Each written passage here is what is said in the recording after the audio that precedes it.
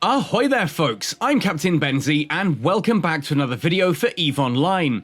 In today's video, well, we're doing things slightly differently than I anticipated. I did have a video all recorded and ready to go for you folks this evening, but all of the footage was black screen with no microphone because I'm an absolute idiot. I redid some of the stuff on my PC and forgot to set up OBS properly. So I sat for 45 minutes to an hour talking at my computer screen and recording none of it, because isn't that awesome? Yeah, so what I thought I'd do instead is talk about the Kizriel and the Alligator. Just a brief little look at these two ships. I do have both of them already. I've got plans for both of them. I am super excited by both of these vessels, and I just want to wax lyrical about what they are and what I think they're going to be good at going forward from here.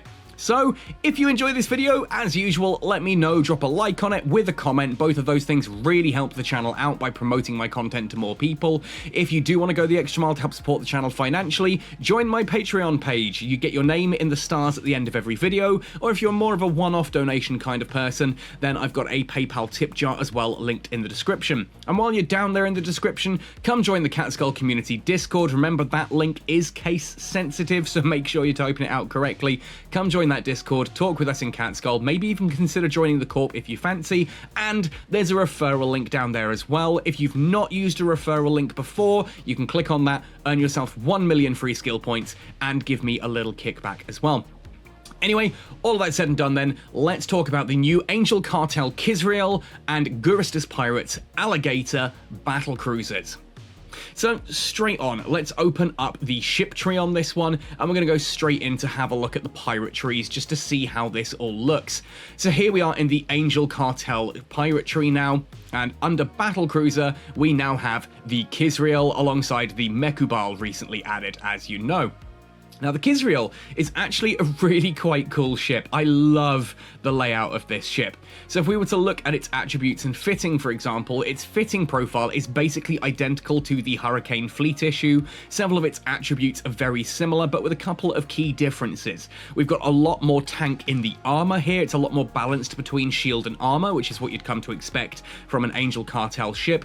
Plus, we've got better agility and flight speed as well. Again, kind of what you'd expect from an Angel Cartel ship. I also love reading through the description here. There's a lot of really cool stuff. I'm not going to spend a lot of time talking about this right now, but it's a pretty cool ship. Now, for its ship characteristics, being a battlecruiser, it has roll bonuses. We have the ability to use a command burst module, and we get a 50% bonus to the command burst's area of effect range, meaning your command bursts are bigger. And certainly a lot of the fits that I've been looking at for the Kizriel will be using command bursts, even if just to boost yourself. But certainly in small gangs and fleets, the Kizriel is definitely going to have a strong place, I think.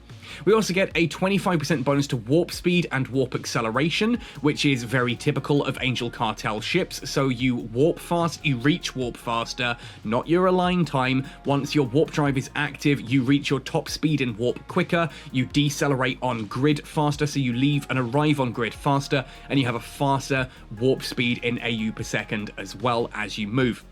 It means you're very, very mobile. You can do a lot of hit and run really quite nicely. We then get some nice bonuses to medium projectile turrets, a 25% bonus to rate of fire, and a 25% bonus, to optimal range and fall off. And that optimal range and fall off bonus to medium projectile turrets is just filthy, and I love it. Now, from Galente Battlecruiser, we're getting 10% bonus to medium projectile turret fall off, so that's another 50% fall off there, which means this now does actually outrange the Hurricane Fleet issue quite nicely. And we get a 5% bonus from Minmatar Battlecruiser to medium projectile turret damage. 25% turret damage, 25% rate of fire. You're attacking the DPS equation from both ends. You get a lot of damage per second out of this thing at some really rather filthy ranges. So what am I talking about here? Well, if we open up the fitting window of how I've got my Kizriel currently fit, you can see here, if I simulate this, that we're getting 988 DPS. That's not a clean clone. There is nothing here that is like medium projectile on my current clone with some really nice stats. 54,741 EHP, a lot of which is just through to very high resistances across the board here.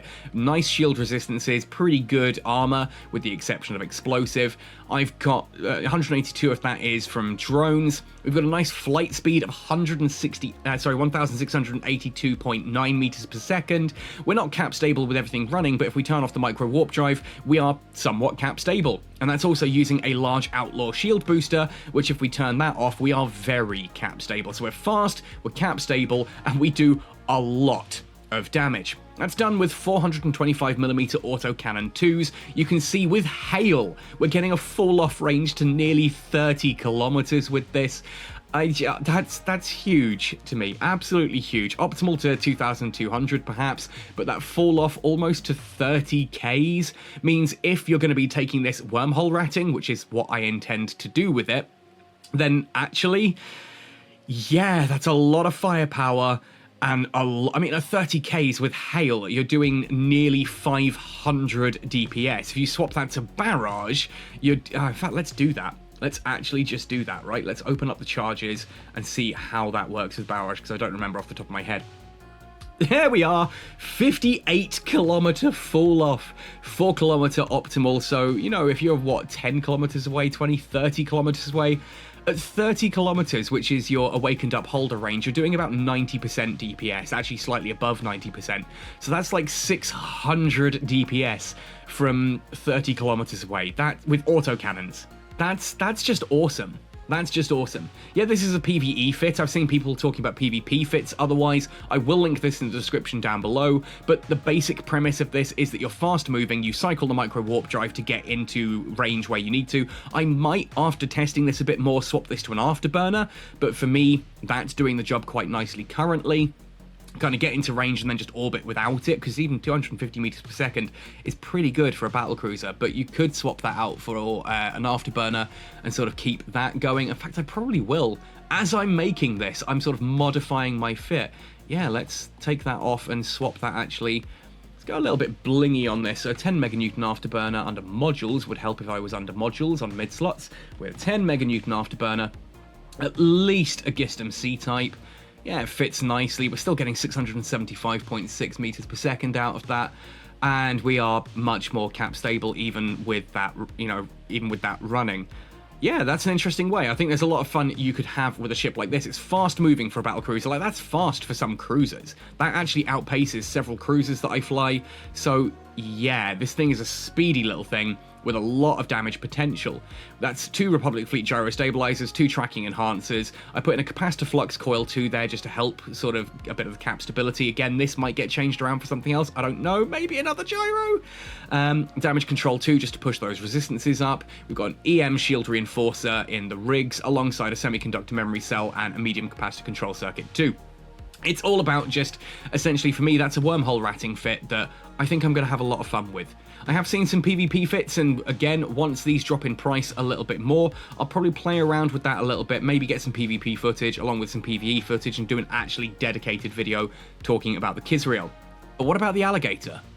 Well, annoyingly, I don't have the cool skin for the alligator yet. They're still fairly expensive on the market. I'm waiting for that to come down a bit before I do, but otherwise, here it is, when it lets me zoom in. Jita, come on, Jita, thank you. There we are. So alligator, still ever so slightly disappointed that it is literally the Drake model, no differences with the Gurustus skin on it. I would have loved to have seen maybe some of the sort of pylons and fins and wings be slightly different on this, or maybe some of the ridges a little bit different, just to really mix it up and make sure that it looks like a Drake, because that is the point of the alligator. It's basically a stolen Drake blueprint that's been modified to Gurustus sort of technology standards, but I do kind of wish that they gave it just a little bit of a visual tweak. Anyway, let's jump into the Gurustus tree then. This one I don't have as high mastery in. Where are we looking? There we are. Couldn't think. But if we go into Battlecruiser here, we have the alligator. Now again, the fitting here is essentially the same as the Drake, but we have better shield and slightly better stats across most of the board than we would do with the Drake. A lot of interesting stuff going on here. Again, I really enjoy the description of these. There's a lot going on with this particular ship.